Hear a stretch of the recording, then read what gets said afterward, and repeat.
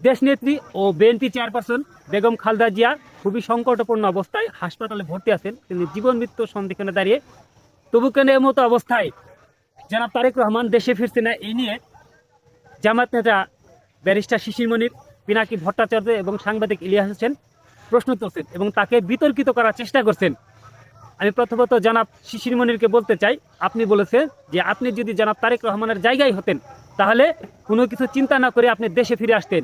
আমি প্রথমত বলতে চাই, জনাব শিশির মনির, আপনি কখনোই জনাব তারেক রহমানের জায়গায় যেতে পারবেন না। দ্বিতীয়ত, যদি 5ই আগস্টের গণ অভ্যুত্থান সফল না হতো তাহলে শিশির মনির নামে কোনো জামায়াত নেতা আছে বাংলাদেশের মানুষ জানতো না।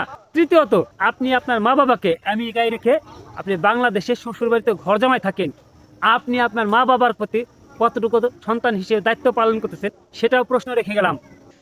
এবার আসুন পিনাকি ভট্টাচার্য এবং সাংবাদিক ইলিয়াস হোসেন, আপনাদের দুজনকে বলতে চাই, একটা সময় আপনারা আমাদের খুবই প্রিয় পাত্র ছিলেন, বিশেষ করে আমার প্রিয় পাত্র ছিলেন। আপনাদের কিনা প্রত্যেকটা ভিডিওতে দেখতাম, লাইক করতাম, শেয়ার করে দিতাম।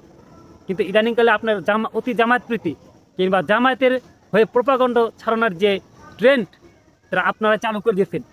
তা আপনাদের বলতে চাই, 5ই আগস্টের আগে না হয় আওয়ামী লীগের ভয়ে আপনার দেশে ফিরতেন না, দেশে ফিরেন নাই বা ফেরার সুযোগও ছিল না। কিন্তু 5ই আগস্ট গণ অভ্যুত্থান সফল হওয়ার পরেও কেন আপনার দেশে ফিরতেছে না? বর্তমান যে প্রশাসন আছে কিংবা সরকার আছে, সেই সরকার তো আপনাদের সরকার আপনারা বলেন, তবু কেন আপনারা দেশে ফিরেন না? আপনাদের কি এমন ভয়?